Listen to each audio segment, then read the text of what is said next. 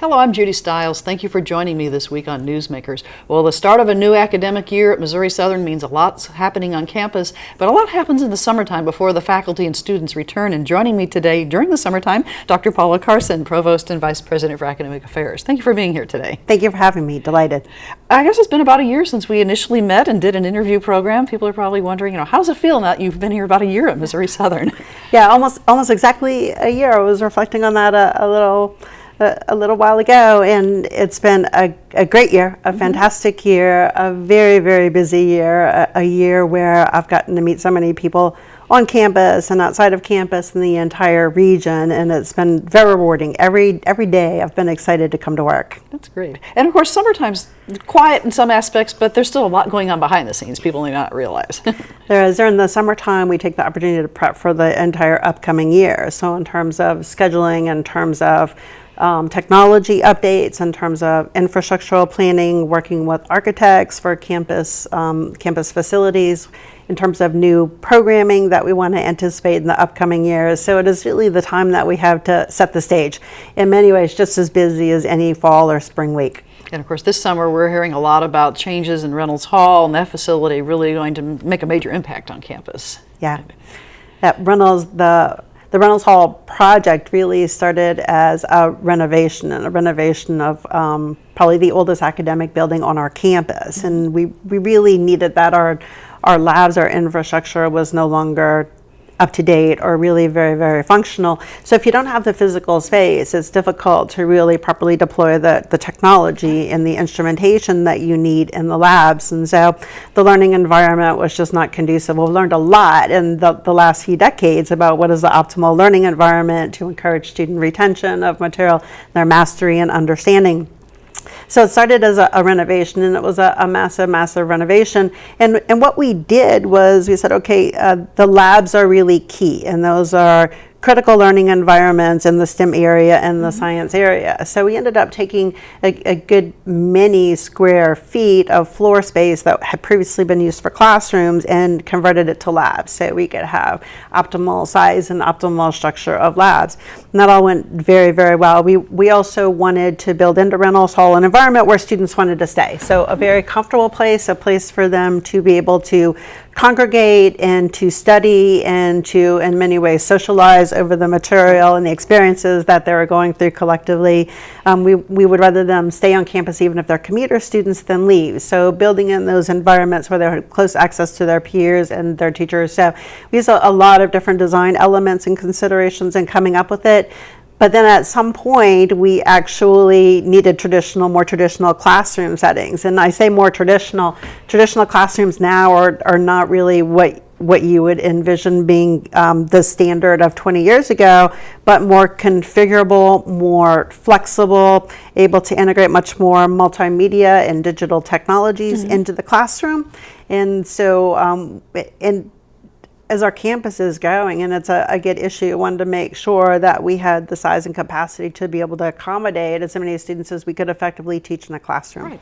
So then we were very fortunate to have significant support by our area delegation, our legislative delegation, and the governor's office to be able to get additional funding for the Reynolds Hall expansion.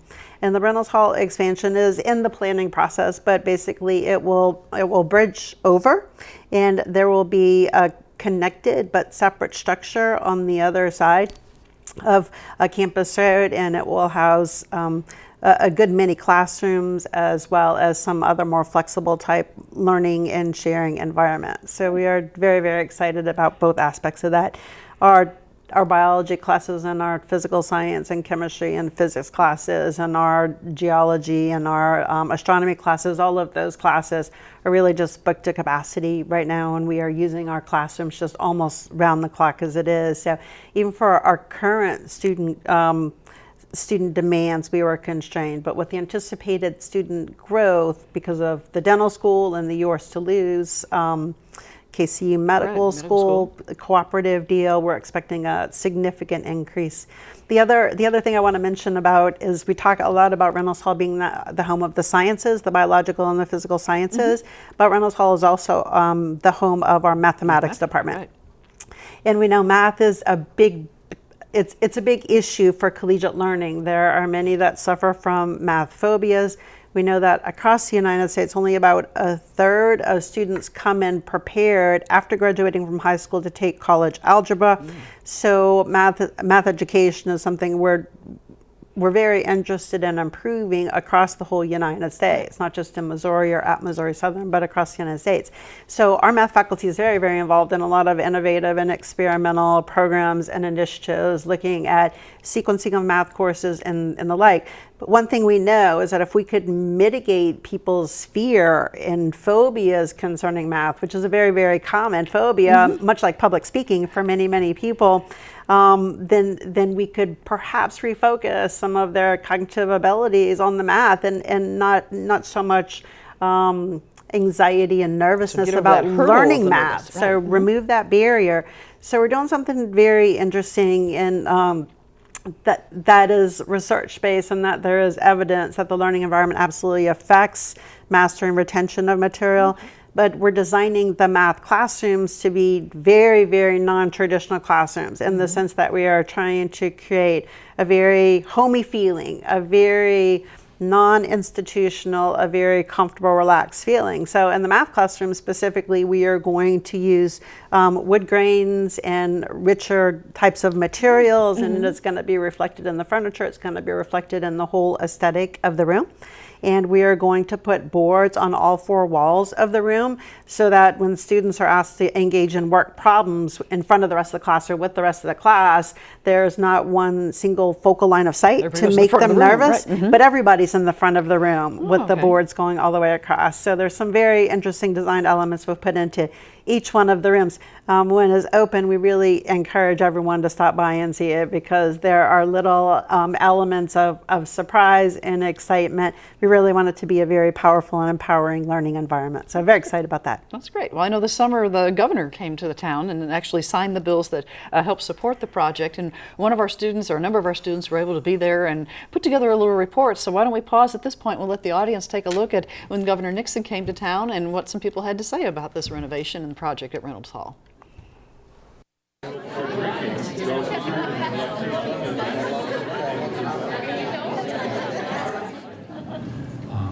Each year, thousands of students set foot on this campus to pursue undergraduate degrees, professional certification, or master's degrees, putting them on a path to a good career and a growing economy. The state of Missouri is a proud partner in your success, which is why today I'm here to announce an investment of more than $16 million here at Missouri Southern to advance a project that will benefit this campus and this community for many years to come.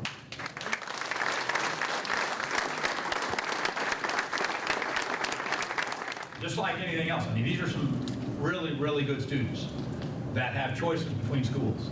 And if you can't compete on facilities, you will not win on talent. That's why these improvements include all new laboratories with state-of-the-art equipment and expanded academic space. Space will be greatly needed as MSSU and UMKC implement their plans for a dental school on campus. We're making these investments through 2 pieces of legislation that I'll sign into law today. These 2 bills are the capital improvement bill for next fiscal year, which began July 1st. My work. Improving higher education facilities without having to hike tuition is exactly the kind of impact we want to make with our building affordability initiative. That's because every additional dollar the state spends on these projects is a dollar that these colleges and universities don't have to raise through tuition and fees. Building affordability will strengthen Missouri's position as a leader in college affordability and ensure our students graduate with the knowledge and skills they need to succeed, not mountains of debt. Learning without labs, I think it definitely took away from the full experience, and I think it limited us as to what we could do, not just in student experiments, but also in research opportunities. And not that we didn't still get to do a lot of amazing things, but I think that it was somewhat limiting. Well, it means a lot. It's the funding for the medical school coming down. It's funding for the dental chairs that will be coming with it. It's funding for all the things that go with that, increased enrollment that will be a part of that whole process. It means a lot. It's going to change, in my estimation, it's going to change the face of Missouri Southern. It's going to change the focus of the school in general and Joplin and Southwest Missouri, because anytime that you bring in so many medical students and so many dental students and all that health care, it's going to have a ripple effect throughout Southwest Missouri, and it'll all be focused right here in Joplin. opportunity for our students to be able to do the work that we need to do on Reynolds Hall, and the opportunity that brings into the future is just really a big deal. We should be very, very thankful to the governor and to the legislature for getting us the money to do this, and it is a big day for Missouri Southern. I want to thank the entire General Assembly for answering my call for these investments. Once again, thanks to President Marvel and everyone here at Missouri Southern for your commitment to helping students succeed. Together, we've met the challenges of providing an affordable, high-quality education by holding down tuition and investing in our public institutions. You have to do both.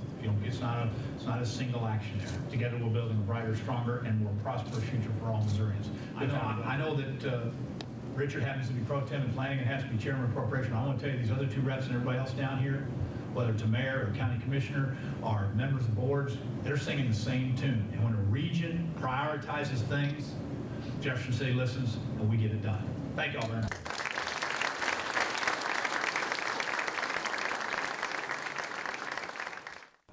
We can see by the drawings there at the end it is going to be quite a facility. They mentioned within that story about the medical school and the dental school, and I think we've heard the term yours to lose. For John Q. Public, the general audience, kind of a brief explanation of what that means and how that ties into the medical school coming to Joplin. Sure, delighted.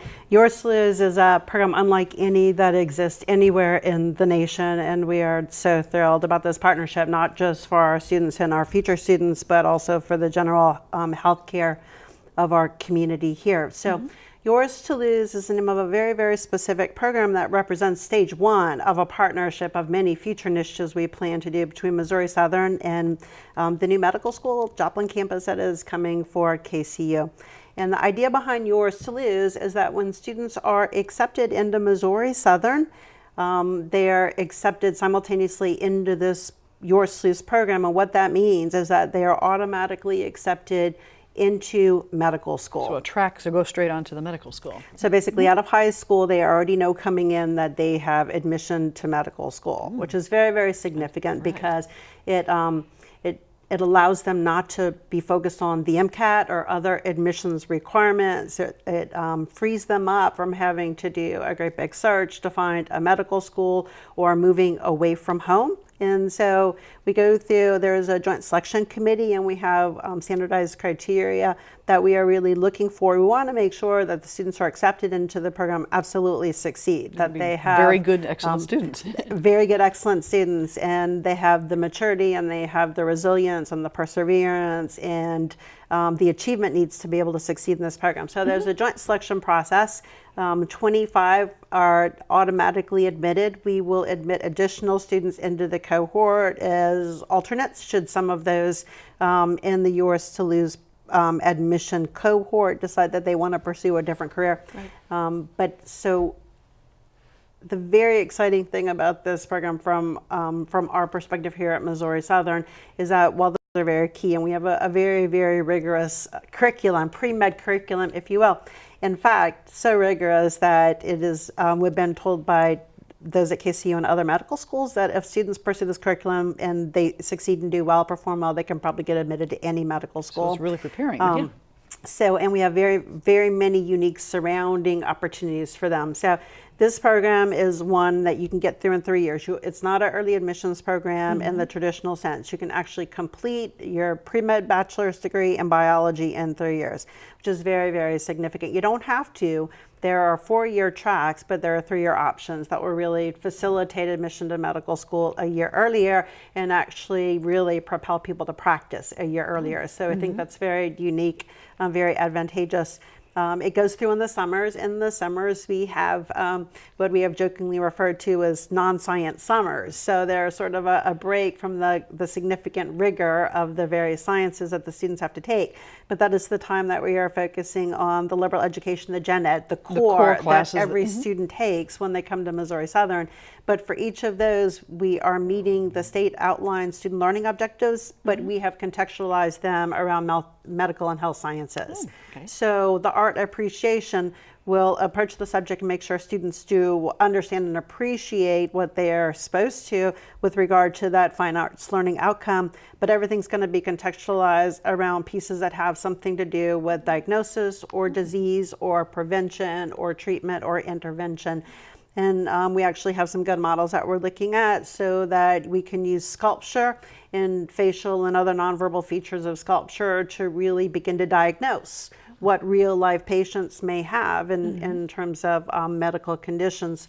Our communication class, which is normally a public speaking class, and you're preparing to talk to boards of directors or other types of groups. We're going to focus on things like bedside manner, if you will, in the traditional interpersonal relations sense. and things, right? And when you're in the role of a physician, you are communicating with peers and colleagues, and 3 seconds later, you may be communicating with a patient who really has no medical background or knowledge about what's going. So you have to be able to convert the level of your communication, the terminology that you use, limiting acronyms and sort of plain English, if you will.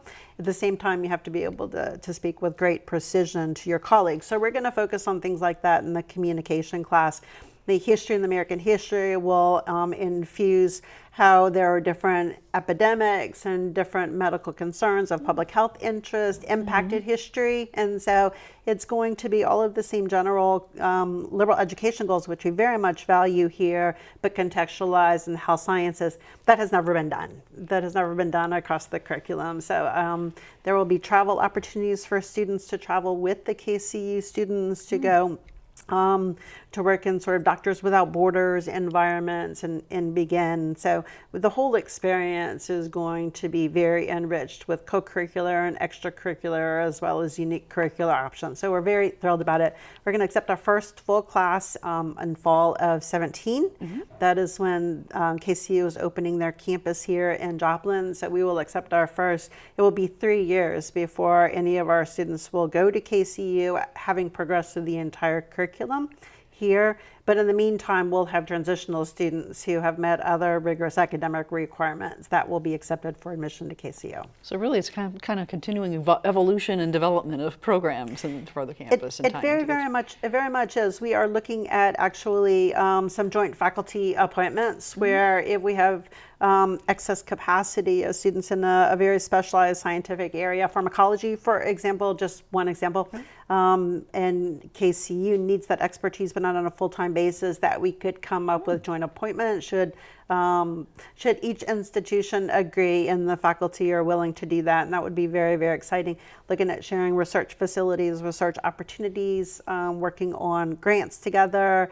We're looking at all different ways that we can synergize with KCU. Very, very delighted. Their students will actually use some of our facilities here that they don't need to replicate over there. So our recreational facilities and perhaps our clinic and our food services and our library and some other things that they just really don't need to rebuild over there. So their students will be very immersed and engaged on our campus on an ongoing basis, which we think can only help our students as well. Great. Well, you mentioned early on about students being prepared for school, and we hear more and more about students being able to take dual credit classes or in high school coming to college already prepared. And that seems to be something that Missouri Southern's really put an emphasis on in the last couple of years as well. Absolutely. Dual credit is just a good and right thing to do. We believe in, there are a couple of things we've done this past year that I think are really propelling us along that path. First is we just a couple weeks ago filed for an accreditation called NACEP. It's the premier accreditor for dual credit providers. And so what it is an assurance to area high schools that what we're doing is quality delivery. So in dual credit, the idea is that a student is taking a course that will simultaneously give them credit for the high school version of that course as well as the collegiate version.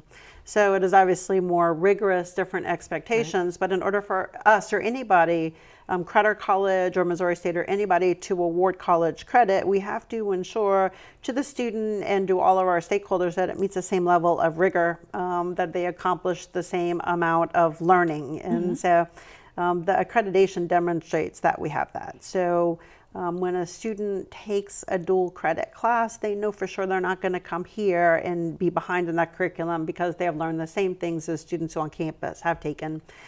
Separate faculty qualifications issues and the like. So we're very excited about obtaining this accreditation. Accreditation for us is really dual benefit. it's an external validation of the quality of what we do at Missouri Southern, but it also enables us to go through a self-discovery process to figure out how and when and why we might need to do things better. As a result of that process, one of the things we developed was a program we call Core 44. It's a branded program. We're able to offer the entire 44 hours of state required gen ed at the high school level. And we're able to work with our faculty here, work with teachers, and we even have some partner schools in Kansas City and other Throughout the region. throughout really. the region, right? So it's not just in our particular service area. This program has been appealing and interesting to schools very, very far. And of course, we can do things hybrid, we can do things distance learning, but we are very, very excited.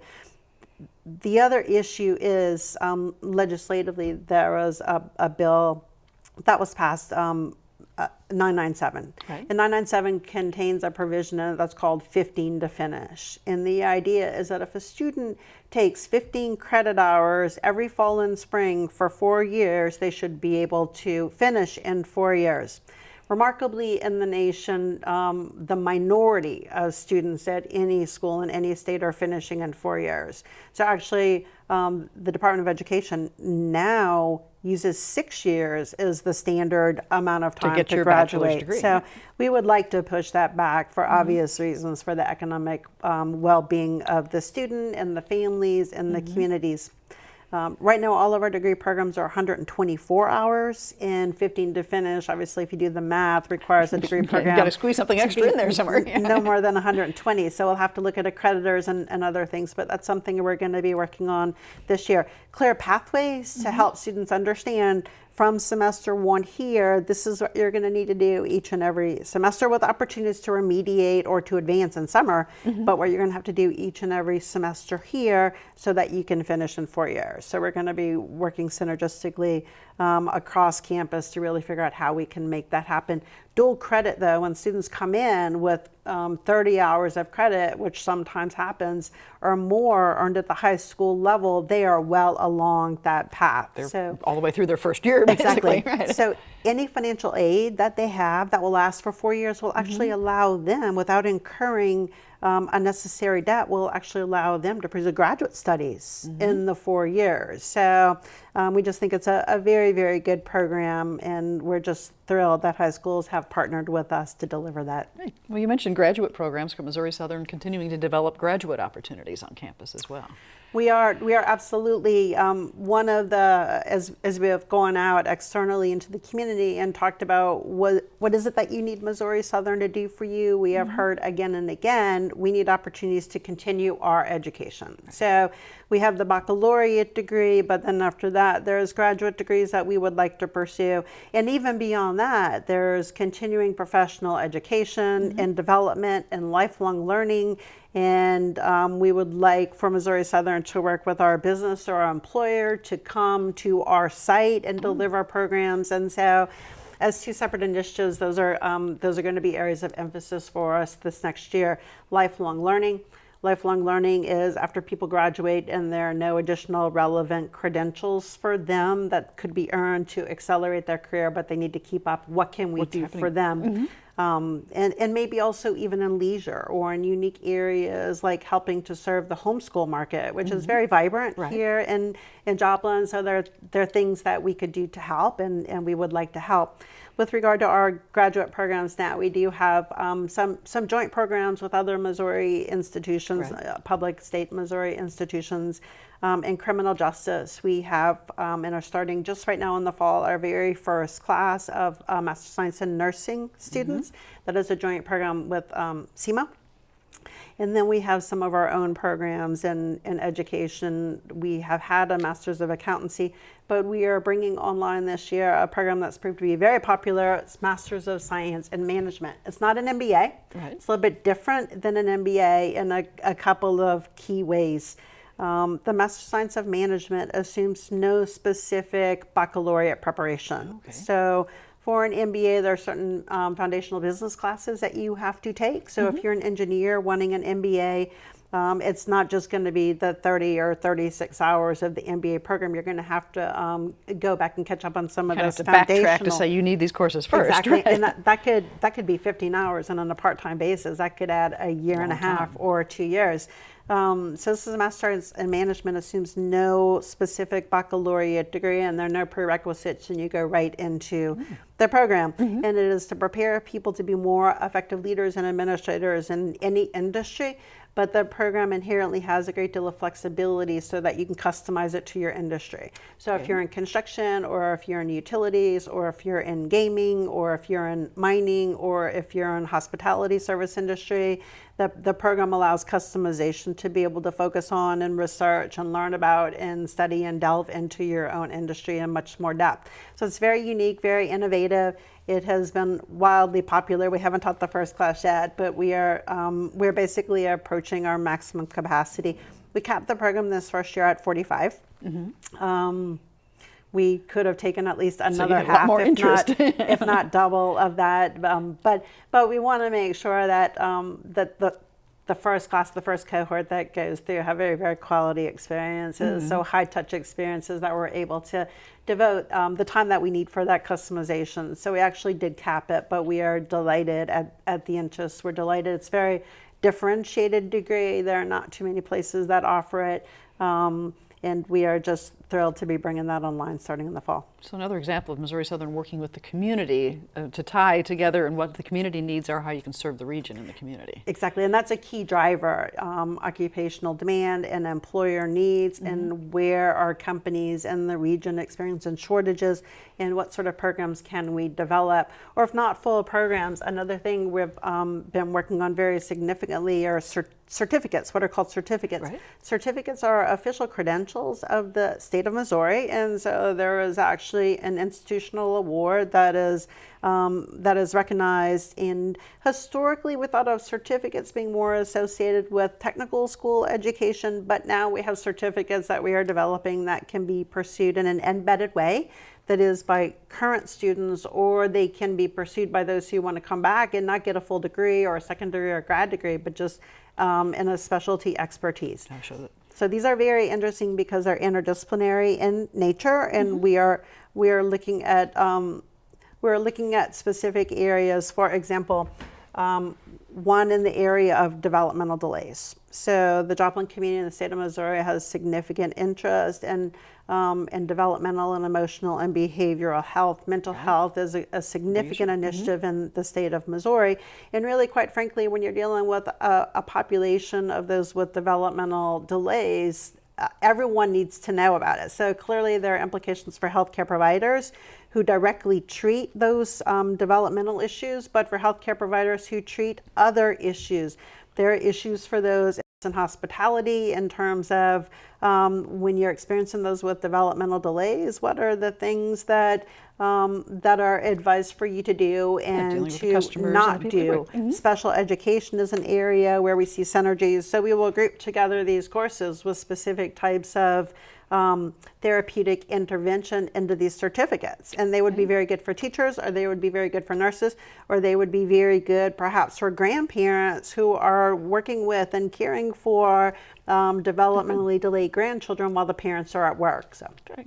Well, there's a lot happening at Missouri Southern, and I really appreciate you taking the time. I know that we'll be hearing a lot as school starts, a lot of things coming up this year, but thank you for joining us today and updating the audience on what's happening. Thank you so much. Delighted to be here. A great year to be a Lion. Great. Well, thank you. You're welcome. And thank you for joining us this week on Newsmakers. I'm Judy Stiles. I'll see you again next week.